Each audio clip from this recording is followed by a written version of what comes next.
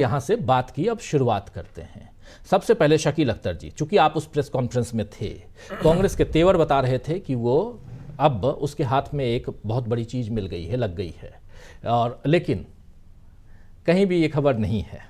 थोड़ी बहुत press conference दिखा दी गई, उसके बाद कुछ नहीं।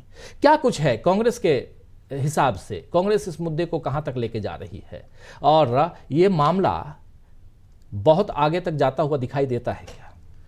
बिल्कुल, ये मामला बहुत आगे तक जाएगा। गोदी मीडिया इसे दिखाए या न दिखाए, कांग्रेस ने आज एक बड़ा सीधा सवाल पूछा है।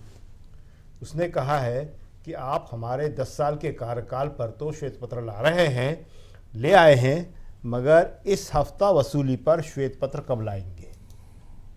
उसने बड़ा सीधा सवाल किया है कि क्या ये जो केंद्रीय एजेंसियां हैं, ये जो जांच एजेंसियां हैं, ये अब भाजपा की एजेंसियां बन गई हैं?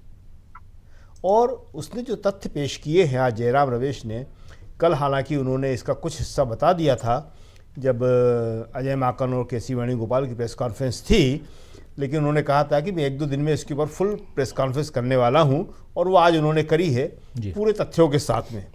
न्यूज़ लॉन्ड्री ने जो खुलासा किया था उसको और आगे बढ़ाते हुए, अब इसमें जो सबसे महत्वपूर्ण बात है वो ये है कि जब इलेक्टोरल बॉन्ड असंवैधानिक घोषित हो चुके हैं सुप्रीम कोर्ट के द्वारा जी, उसके बाद ये चुनावी चंदा जो है ये और ज़्यादा खतरनाक ट्रेंड बताने वाला है।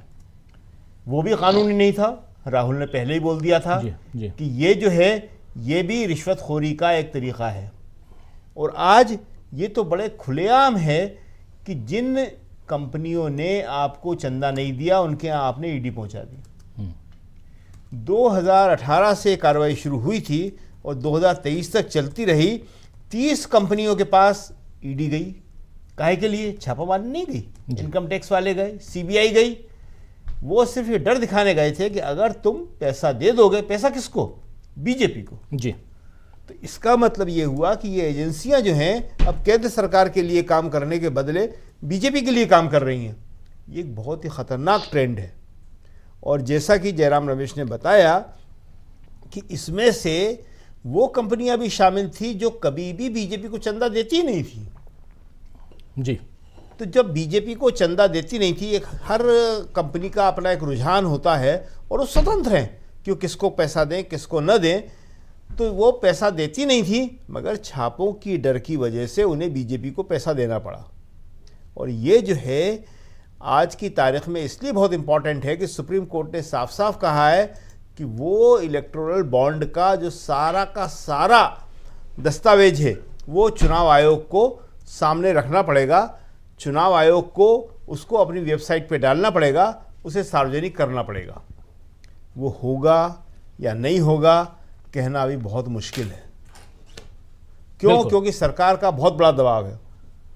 आपने देखा होगा कि प्रधानमंत्री मोदी ने खुद ये बोला था कि आज की तारीख में तो सुदामा जो है उसके ऊपर भी कैमरे लग जाएंगे। जी। अप्रत्यक्ष रूप से उन्होंने इलेक्टोरल बॉन्ड के मामले को लेकर सुप्रीम कोर्ट में बड़ी सख्त टिप्पणी करी थी, जो टिप्पणियां आमतौर पे राजनीतिक दल नहीं करते हैं और प्रधानमंत्री जैसे उच्च पद पर बैठा हुआ व्यक्ति तो कभी करता ही नहीं है।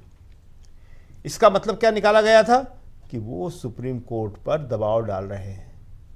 लेकिन ये अच्छी बात है कि सुप्रीम कोर्ट उस दबाव में नहीं आया था और उसके ठीक बाद ही उसने चंडीगढ़ के मेयर पे एक और ऐतिहासिक फैसला दे दिया, जिसमें उसने उस चुनाव को रद्द नहीं किया, उस चुनाव के नतीजों को बदल दिया। वो एक बहुत बड़ा फैसला माना जाता है कि चुनाव के नतीजों को बदल के उसने कहा कि आम आदमी पार्टी का उम्मीदवार वहाँ जीत गया है। जी।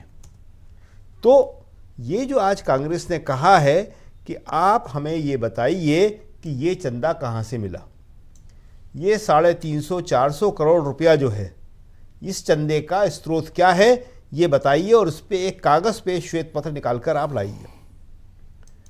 दूसरी बात जो बहुत ख़ास है वो ये है कि जब चुनाव बिल्कुल नज़दीक आ गए हैं, चुनाव की घोषणा 15-20 दिन के अंदर होने वाली है, तो आप कांग्रेस के जितने भी रिसोर्सेज हैं उनको बंद कर रहे हैं। ये जो लिस्ट है 30 से ज़्यादा कंपनियों की, वो देख लीजिए, उसमें से सिर्फ 3 ने कांग्रेस को चंदा दिया है। जी। और वो चंदा भी जो है वो 10% के आसपास चंदा है जो बीजेपी को मिला है उसके मुकाबले में। जी। और दूसरी बात कि कांग्रेस के सारे खाते आपने सील कर दिए थे और उन सील खातों में से भी आपने करीब 65 करोड़ रुपए निकाल लिए इनकम टैक्स ने। जी। आपने जिस इनकम जो होती नहीं है, जो इनकम टैक्स लगता नहीं है, किसी भी राजनीतिक दल के ऊपर इनकम टैक्स नहीं लगता है क्योंकि उनके पास जो पैसा आता है वो कोई आमदनी नहीं होती है। वो जो पैसा है वो तो जनता के द्वारा दिया हुआ चंदा है, उनके कार्यकर्ताओं के द्वारा दिया हुआ पैसा है, उनके जो पार्टी मेंबर्स होते हैं, मेंबरशिप की फीस होती है, तो वो चुनावी खर्चे के लिए होता है, दूसरे खर्चों के लिए होता है, वो कोई आमदनी नहीं है। तो उसमें आपने इनकम टैक्स का कोई हस्तक्षेप बनता ही नहीं है। बिल्कुल। तो ये सारी बातें बहुत खतरनाक स्टेज तक जा चुकी हैं। इसको आज राहुल ने भी अपने ट्वीट के जरिए कहा, कांग्रेस ने भी बड़े जोरदार ढंग से कहा, और ये मामला निश्चित रूप से बहुत आगे जाएगा। और जनता भी अब इस मामले को समझ रही है, वो ये जान गई है कि किस तरह कांग्रेस को रोका जा रहा है काम करने से, उसके ऊपर जो आर्थिक आतंकवाद लगाया जा रहा है और बीजेपी को खुलेआम